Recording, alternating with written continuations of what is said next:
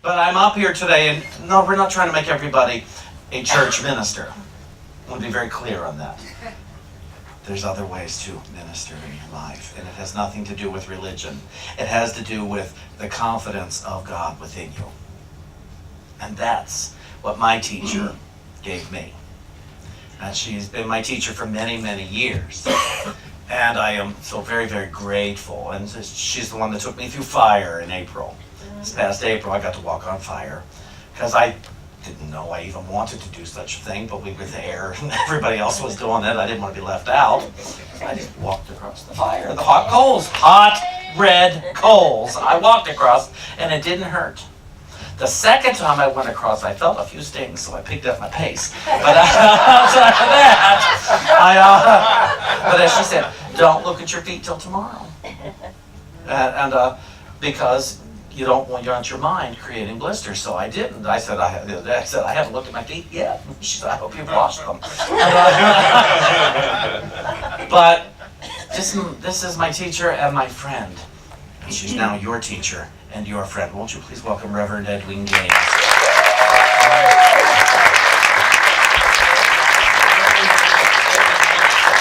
Oh my God. God is alive and well in Norwalk. I know that for sure. Oh, it's beautiful. Kenneth. Oh. I mean, you're a star, sweetheart. You're so good. And Christina, amazing. I love it. Thank you, Christina. And Teresa, thank you for your kind words. Maria, you're fabulous up here. Everybody who's here is just shining brightly. And I want to begin by reminding you, I know you know this, but just reminding you, causing you to remember who you really are. The truth about you is that you are a full expression of God. You're a God being. And the Christmas story is your story. The Christmas story is a metaphor. And it's a story of you waking up to this growing awareness of your own divinity. And knowing that you can do anything. There are no barriers and no blocks. There's no power on earth greater than the power in you. And you can step outside your comfort zone and do anything that you want to do. And every single one of us has that capability. There's not some people who are charmed or special, as Reverend Shawn says, which, by the way, oh my God, your wonderful, I don't know exactly what you call it, activity of asking people to share. Oh my God, that was fabulous for me. I loved it. I could identify with every question, and I'm particularly identified with yours. Okay? And here's what I call those experiences. That was a practice session. Okay? Practice session. Good. So, when we think about the Christmas story, there is a part of us that responds every year. We hear it over and over again. Because there's something in you that knows that you were here to be a shining one. And the shining one in you is causing you to want to step outside your comfort zones and to play at a bigger level than you've ever played before. And you have that capability, but it does take courage. And you have to decide really every day, sometimes every moment, am I going to let fear run my life or am I going to let faith? And even in the midst of fear doesn't go away. That's why I like to teach people how to walk on fire. What you do is say to yourself, I'm afraid, but I'm going to do it anyway. Yeah, and so you don't dissipate fear. You just move through it. Okay, I'm afraid, and so what? I'm going to do it anyway. Now, I'm going to start now with the Dick and Jane teachings about prosperity, all right? Because here's the beginning point for me and for many people.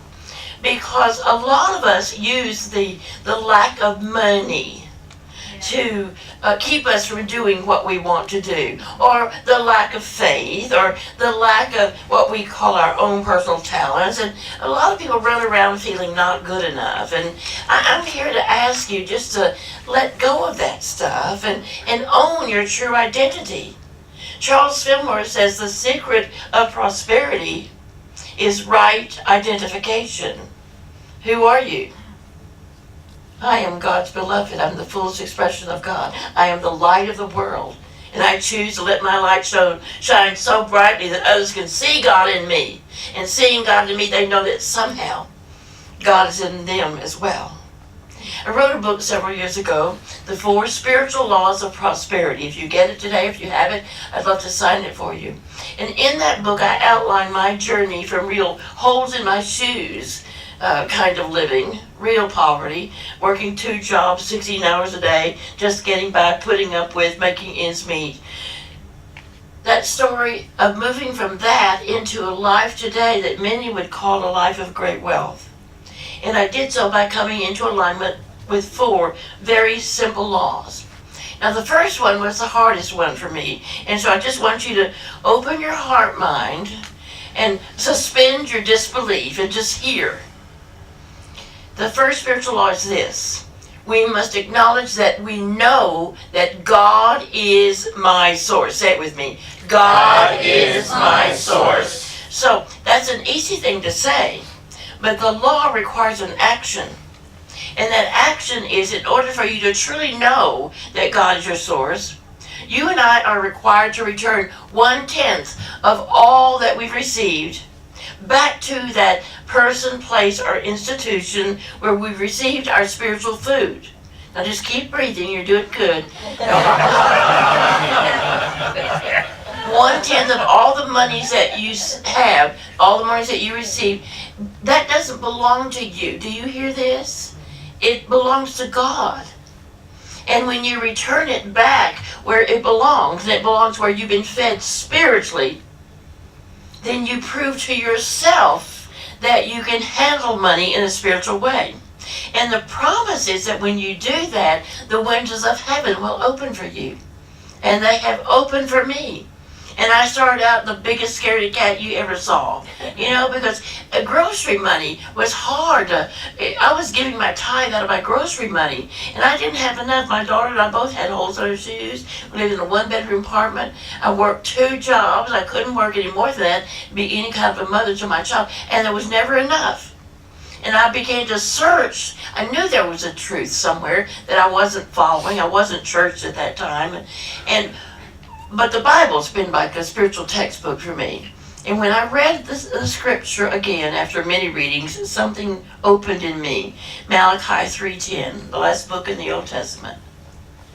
It goes like this: bring ye all the tithes into the storehouse, that there may be meat in mine house. And prove me now, says Jehovah, Lord of hosts, and if I will not open you the windows of heaven and pour you out a blessing, that there shall not be room enough to receive it. Oh my gosh, that scared the bejesus out of me. Man, I can't do that, God.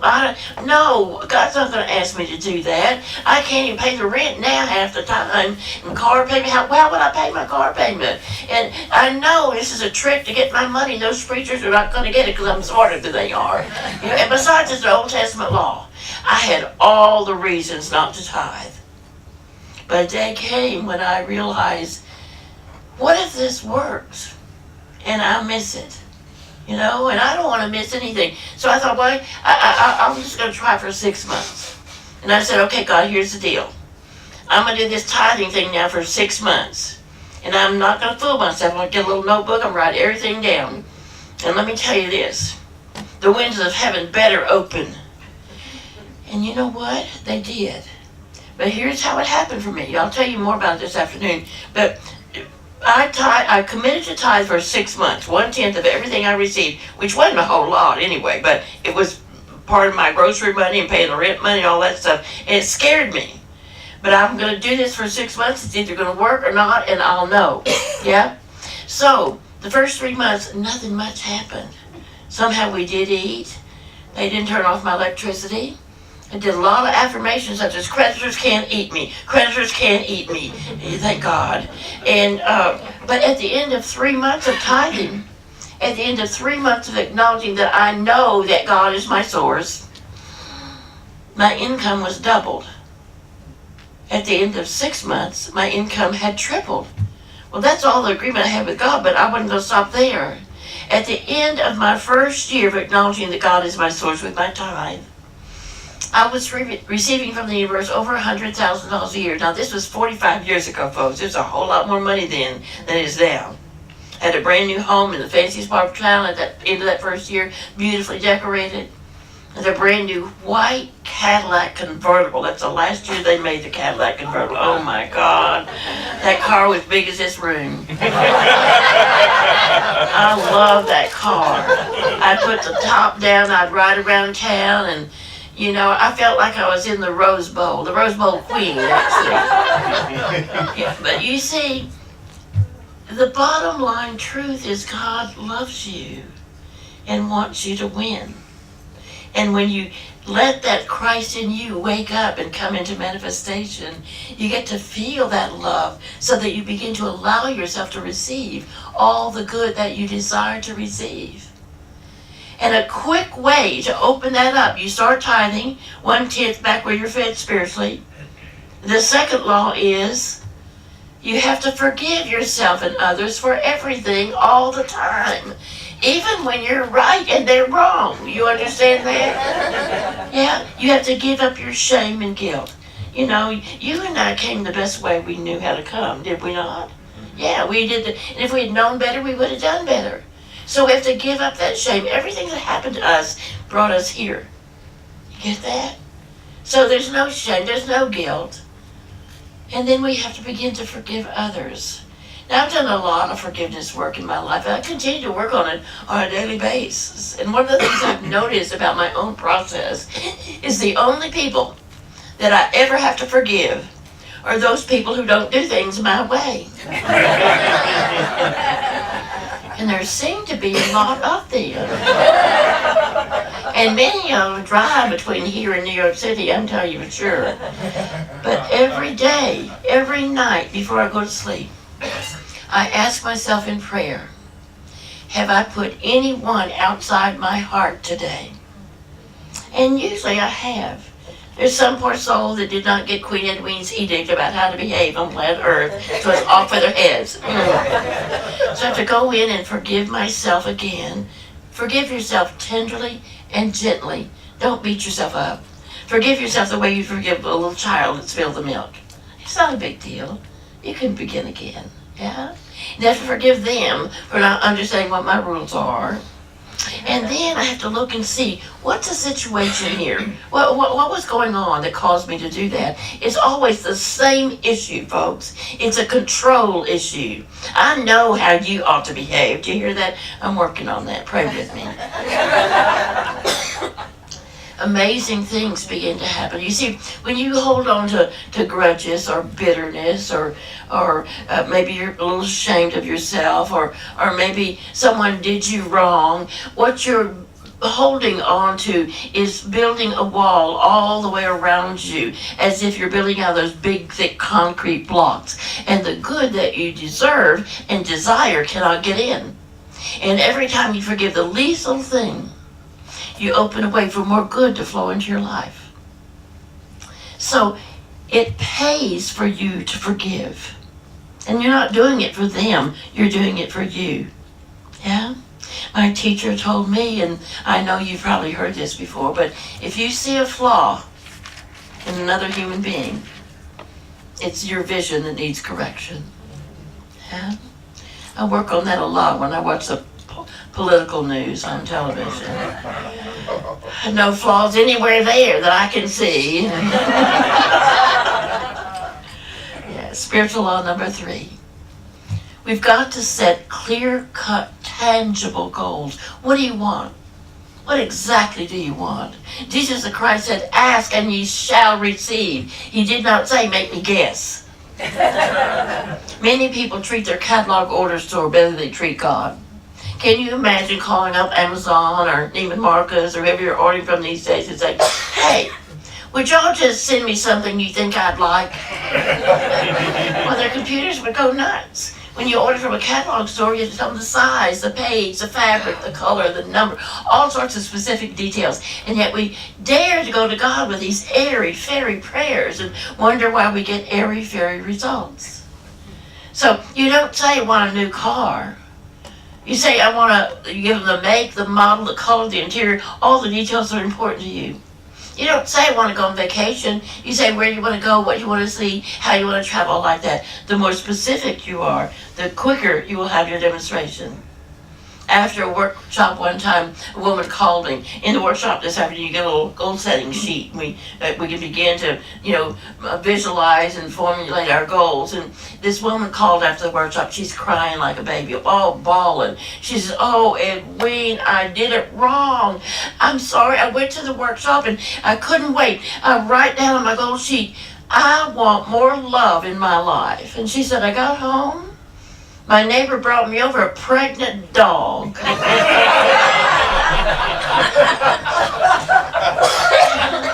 do you see that she got exactly what she asked for? Have you been around a pregnant dog? They're so loving. They'll whine around your legs. They want to get in your lap. They want to be loved. And yet she didn't dare to be specific, and that's what she got. So think about that when you're writing your goals. Because you can have it. The universe always says yes, but there's a little catch to it. The catch is, are you willing to make the changes that are yours to make in order to be the person who sings on Broadway or opens your own business or buys a home on the beach? And there are changes in our ego and our human behavior that we're called to make. And we know what they are, and I'll show you the process this afternoon. It's very clear. And if you're willing to make the changes, you can have anything that you want. I've been everywhere in the world I've ever wanted to go. I travel first class. I have a beautiful retreat center, about 30 acres in the foothills of the Appalachians in North Alabama, completely paid for. I have no debt of any kind. When I go buy a car, I pay cash for it. I just bought another house and I paid cash for it. You see, you can have anything you want, but you've got to do your part. You've got to tithe. Every penny that comes in, 1/10 of it belongs to God. You've got to forgive, and you've got to forgive daily. Take time in your day. Notice what's going on. If you're in a bad mood, you need to forgive somebody, and it may be yourself. And then you've got to set goals. You're going to say what it is that you want. You're building consciousness to have anything. Yeah. And finally, spiritual law number 4. We'll talk more about all of these this afternoon. You've got to seek and find and get on your divine purpose. What are you here for? What is your mission? What is that great work that is uniquely yours? Emma Chris Hopkins calls it your magnificent opus. You came, and each one of us has a mission.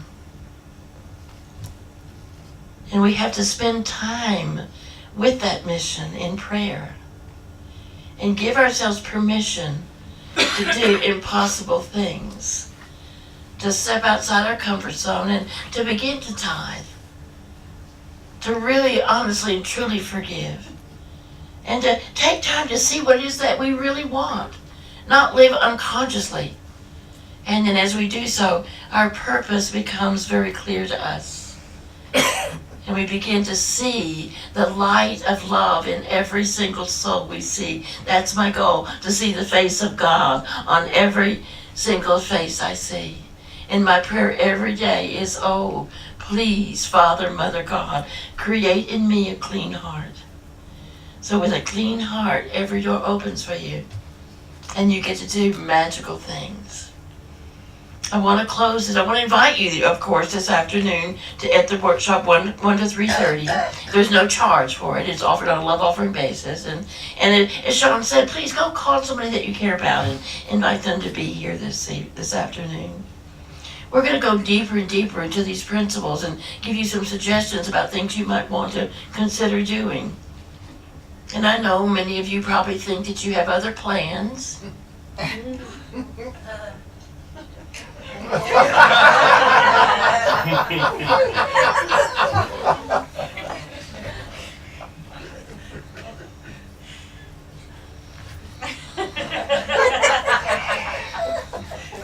I invite you to allow the Holy Spirit to change them.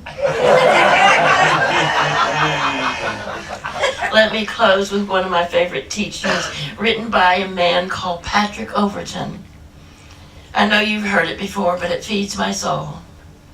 Mr. Overton writes, when you have come to the edge of all the light that you know, and you're about to step off into the darkness of the unknown, faith is knowing that one of two things will happen. There'll be something solid for you to stand on, or you'll be taught how to fly. Flying lessons, 1 o'clock. Be there.